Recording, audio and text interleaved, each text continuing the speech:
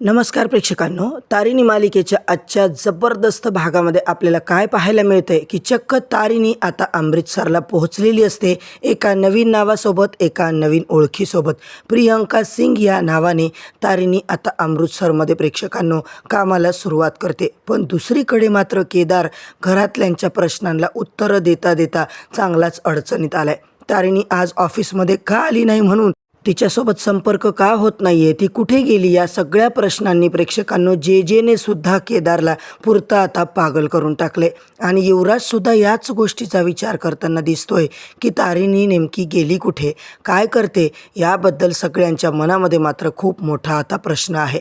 पण प्रेक्षकांनो इकडे तारिणीने अमृतसरमध्ये प्रियंका सिंग म्हणून घेतलेली जी एंट्री आहे ती मात्र आता खूप मोठ्या खेळाची सुरुवात आहे. होय प्रेक्षकांनो, विक्रम सरांच्या मार्गदर्शनाखाली अगदी नियोजनबद्ध पद्धतीने आपलं काम तारिणीने चालू केलं. शत्रूच्या गोटात राहून त्यांची प्रत्येक हालचाल समजून घेण्याचा, योग्य वेळी एकेकाचा पर्दाफाश करण्याचा प्लॅन मात्र तारिणीने केलाय. आणि इकडे मात्र मित्रांनो जबरदस्त जेचा बदमाशपणा, या जेने प्रत्येक गोष्ट बारकाईने चौकशी केली. तारिणी खाली दाखवण्याची एकही संधी आता ती सोडत नाहीये. प्रत्येक छोट्या छोट्या गोष्टीचा आता मागे ती लागली आहे.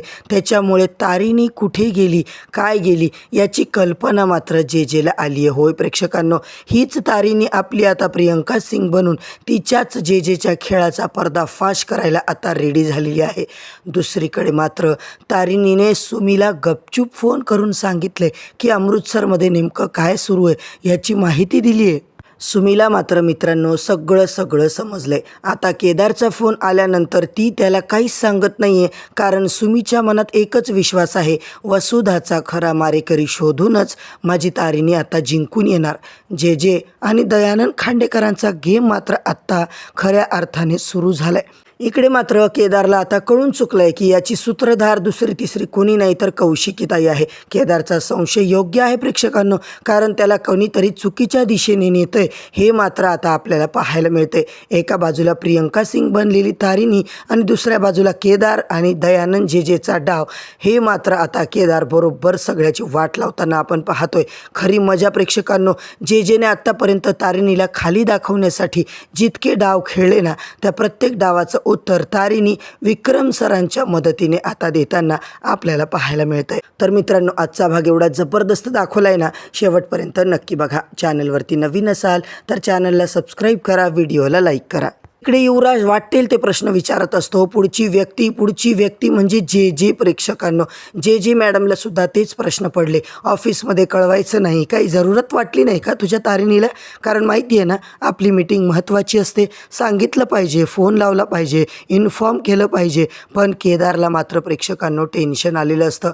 आणि या सगळ्याची सुरुवातीला मात्र प्रेक्षकांनो युवराज नको ते आरोप करत असतो, काय बोलत असतो. केदार बिचारा शांत.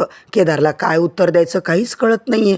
युवराज जेव्हा आता त्याला बोलत असतो, बघितलं का, अरे म्हणजे तुम्हाला लक्षात येत नाहीये, त्याची बायको नक्की मैत्रिणीकडे गेली आहे का मित्राकडे गेली आहे, आपल्याला माहिती नाहीये, ती तिच्या याराला भेटायला गेली आहे. केदार बिचारा युवराजच्या अंगावर धावून जातो. केदारला काहीच कळत नाही, हे सगळं काय होऊन बसलं, बॉस आता हे सगळं कसं मी सावरू, केदार मनातल्या मनात बोलत असतो. इकडे युवराजला मात्र तारिणीच्या अंगावर शिंतोडे उडून खूप आनंद मिळत असतो.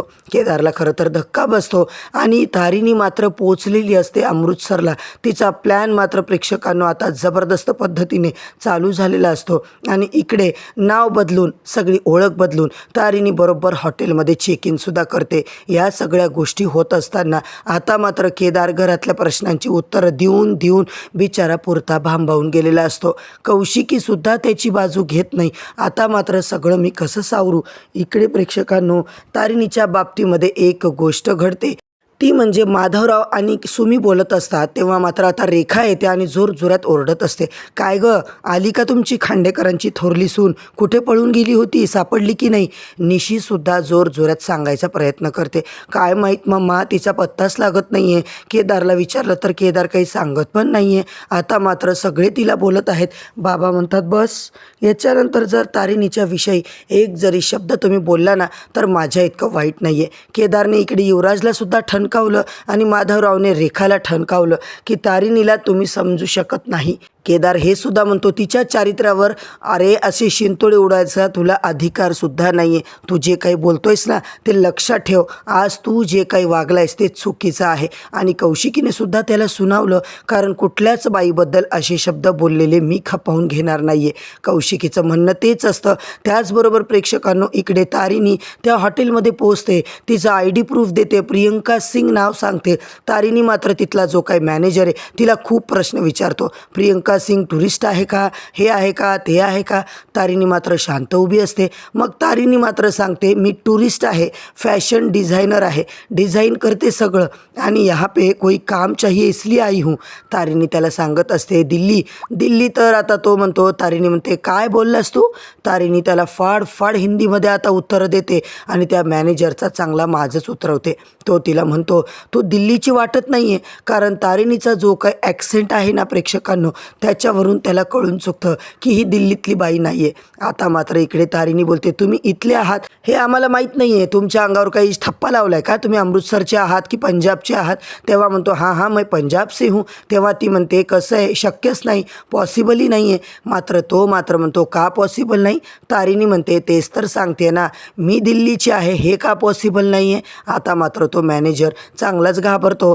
तारिणी त्याला चांगलं आता झापलेलं असते. इकडे मात्र त्याला चांगलं ऐकवलेलं असतं. सगळ्या गोष्टी झाल्या. तारिणी आता रूममध्ये चेक इन करते. सगळ्या आता वेटरला सांगत असते सगळं सामान वगैरे घेऊन या. आणि इकडे मात्र प्रेक्षकांनो केदारला फोन येतो, तो म्हणजे टीमचा, की जे मॅडमने आपल्याला आत्ताच्या आत्ता बोलवले. जेने त्यांना सगळ्याला बोलवले आणि मोठा प्रश्न उभा. तेव्हा मात्र सगळे विचारतात जे मॅडमनी का बोलवलं असेल, काय या बाईचं आता नवीन कारस्थान असेल. तेव्हा टेक्नो म्हणतो मला माहीत नाही आहे, पण जे खूप रागात होत्या, काहीतरी सरप्राईज असतं ना, आपण मात्र तिला ओळखू शकत नाही आहे. मॅडमने आता का बोलवलं का नाही मलासुद्धा कळत नाही आहे. तेवढ्या जे तिकडे येते आणि तारिणी प्रेक्षकांनो रूममध्ये चेक इन करते. गेल्या आता तारिणीला विक्रम सरांचा फोन आलेला असतो. इकडे जेच्या समोर सगळी टीम उभी. तिकडे तारिणी विक्रम सरांना बोलतीये. आता मात्र जेला वाटतं कुठलं तरी संकट आहे.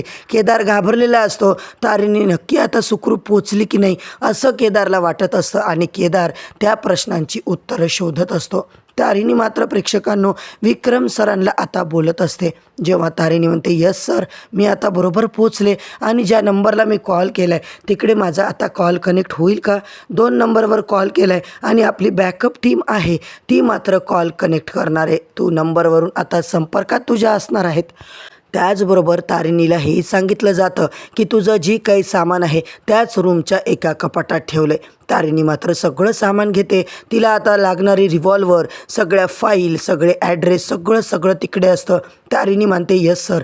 तेव्हा आता ते म्हणतात हे बघ काही झालं तरी आयडेंटिटी जपून ठेवायची, ती रिव्हील होता कामा नये. तारिणी म्हणते हो सर प्रॉब्लेम येणार नाही आहे असं तारिणी फुल कॉन्फिडेंटली सांगते. आणि तिने स्पष्ट सांगितले की सर मी फक्त तुमच्या ऑर्डरची वाट बघते, तुमची ऑर्डर आली की मी सगळं व्यवस्थित करते. तारिणी त्यांना विश्वास देते. दुसरीकडे जे सगळ्यांना सांगते तारिणी कुठे, ऑफिस नंबरवर नाही आहे. केदार तारिणी बेलसरे आहे तरी कुठे. तेव्हा केदार म्हणतो मैत्रिणीकडे गेली. अरे मग मी फोन केला तर ती का नाही उचलते.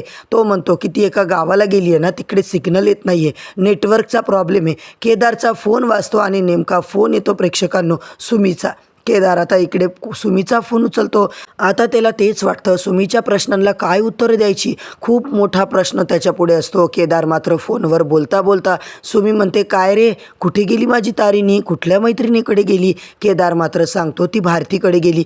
सुमीला प्रश्न पडतो भारती नावाची अशी कोणती मैत्रीणच नाही आहे, मग हे सगळं काय चाललंय, अरे ती कुठे आहे, काय करतीये. केदार म्हणतो श्रीवल्ली इथं नेटवर्क नाही आहे ग, तुझा आवाज कटतोय, मी तुला थोड्या वेळाने फोन करू का.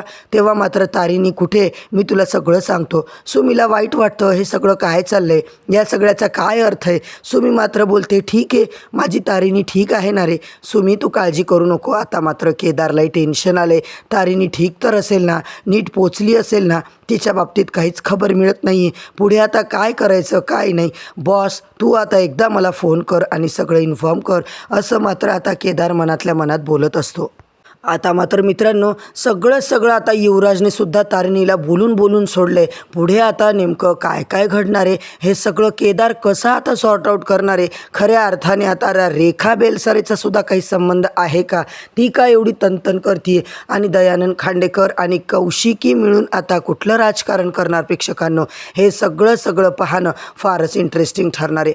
आता मात्र आपण इकडे काय पाहतोय, कुठे गेली तारिणी टेक्नोला आता सगळा प्रश्न पडलाय. केडी सर तुम्ही सांगा ना, काही सिरियस नाही आहे ना. केडी मात्र टेक्नोला सुद्धा काहीच बोलत नाही आहे आणि दुसरीकडे संशयास्पद मुलगी त्याला दिसते, ती जोरजोरात भांडायला लागते. काय चाललंय हे काही बरोबर नाही आहे. आजूबाजूचे लोक आता बोलतात. तेव्हा मात्र प्रेक्षकांनो आपला भाग इथेच संपलाय.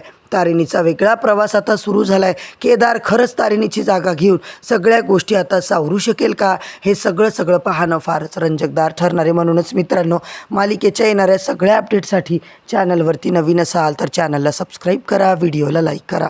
उद्या परत भेटूया नवीन भागाच्या नवीन रिव्ह्यूसोबत. तोपर्यंत धन्यवाद.